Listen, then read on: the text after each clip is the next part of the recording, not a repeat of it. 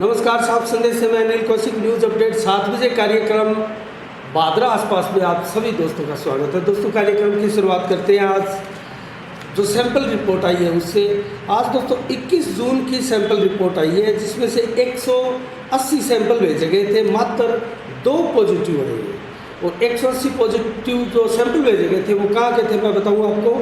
तो बादरा से 48 सैंपल भेजे गए थे, उनकी रिपोर्टें नील आई है। और अजीतपुरा से 16 सैंपल भेजे गए थे, उनकी रिपोर्ट भी नील आई है। और अनूपसर से 31 सैंपल भेजे गए थे, उनकी रिपोर्टें भी नील आई है। गांधीबड़ी से 55 सैंपल भेजे गए थे, उनकी रिपोर्ट भी नील आई है। जबकि गेहूं से 9 सैंपल भेजे गए थे, उनकी रिपोर्ट भी नील आई है। और छानीबड़ी से जो 21 सैंपल भेजे गए थे, उनमें से 2 की रिपोर्ट पॉजिटिव आई है, और वो दोनों ही छानीबड़ी के हैं।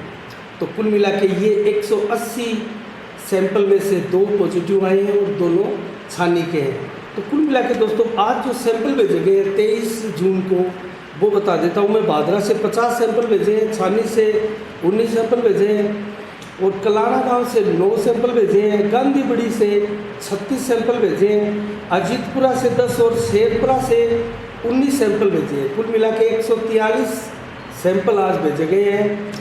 और कल जो देर शाम को हमें लिस्ट प्राप्त हुई जो वैक्सीनेशन की 45 प्लस वालों की, वो बता देता हूँ मैं कहाँ कहाँ हुआ।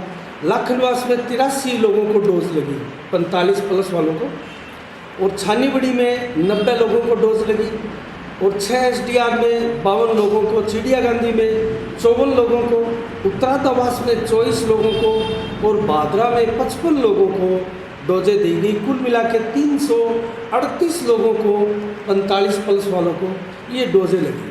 तो दोस्तों कुल मिला के कोरोना के समाचार आज के लिए इतने ही हैं। अगर समीक्षा करें तो दोस्तों विद्युत कर्मियों का धरना, जो विद्युत कर्मी के साथ मारपीट हुई थी, उनका धरना बदस्तूर जारी है। और उनके धरने में मांगे वही है जो हमने आपको कल भी बताई थी।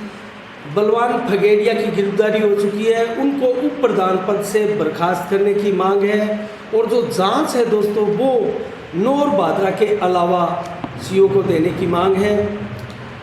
तो कुल मिला के ये मांगे हैं, और ये मांगे पूरे होने के बाद ही धरना उठाने की बातें हो रही है। तो कुल मिला के ये 4 मांगे हैं। बरवाली गांव से जो दलित परिवार का घर टूटा था दोस्तों, उनके समर्थन में भी लगातार ग्रामीणों का, आसपास के गांवों का समर्थन धरनार्थियों को बढ़ता जा रहा है। और आमरण अनशन का जो धरना लगातार जारी है, वो भी दोस्तों उसमें संख्या बढ़ती जा रही है धरनार्थियों की। और जो गोगामेड़ी गांव में गोगा जी मंदिर के पास जो जलदाय विभाग की डिगी है दोस्तों, उसके ऊपर परसों एक व्यक्ति चढ़ गया था, और उसकी मांग थी कि बरवाली गांव में जो दलित परिवार का घर टूटा है उसको मुआवजा दिया जाए, उसका मकान बनाया जाए, और मुकदमे वापस लिए जाए। ऐसी मांग थी दोस्तों। पूरे 2 दिन राजस्थान के इतिहास में यह पहला मौका था जब किसी जलदाय विभाग की डिग्गी पर चढ़ा हुआ व्यक्ति 2 दिन तक नीचे नहीं उतरा। और दोस्तों यहाँ जिला कलेक्टर तक को हस्तक्षेप करना पड़ा। स्थानीय पुलिस जब बार बार प्रयास कर रही थी टंकी के ऊपर चढ़कर उसको नीचे उतारने की दोस्तों, तो वो धमकी देता रहा ऊपर से कि अगर किसी ने ऊपर चढ़ने की कोशिश की तो मैं नीचे कूदकर अपनी जान दे दूंगा। तो दोस्तों कुल मिला के प्रशासन के भी हाथ पांव फूल गए थे, और नीचे जाल बिछा दिया गया था। और रात्रि का भी समय निकला। दूसरे दिन शाम को, अर्थात कल देर रात को शाम को, उसको समझाइश करके नीचे उतारा गया। उसकी मांगे मानी गई कि हम उसके बाबत प्रयास करेंगे, जिला कलेक्टर महोदय को लिखेंगे। तो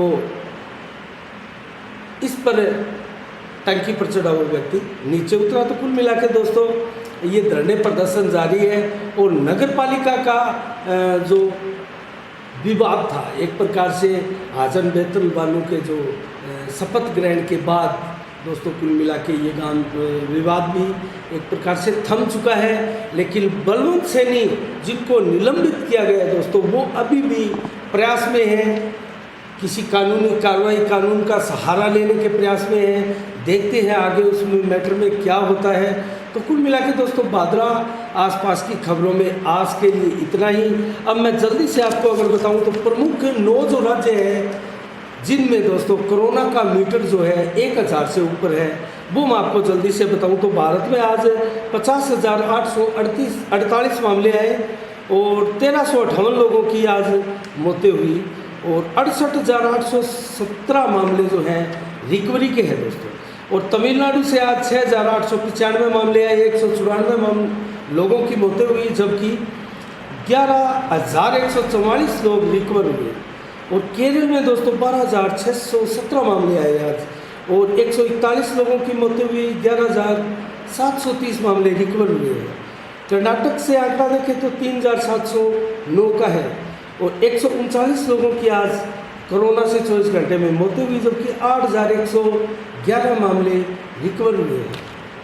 और महाराष्ट्र का आंकड़ा देखें तो 8,470 का रहा और 482 लोगों की महाराष्ट्र में मौतें हुई है, 9,043 मामले रिकवर हुए हैं। आंध्र प्रदेश का आंकड़ा देखें तो दोस्तों 4,169 का है, 53 लोगों की मौतें हुई है, 8,376 मामले रिकवर हुए हैं। और वेस्ट बंगाल का आंकड़ा 1,852 का है, जबकि 47 लोगों की मौतें हुई है, 2,037 मामले रिकवर हुए हैं। उड़ीसा का आंकड़ा देखें तो 2,957 का है दोस्तों, 38 लोगों की मौतें हुई है, 4,159 मामले रिकवर हुए हैं। असम का आंकड़ा देखें तो 2,869 का है, 37 लोगों की मौतें हुई है, जबकि 2,482 मामले रिकवरी के हैं।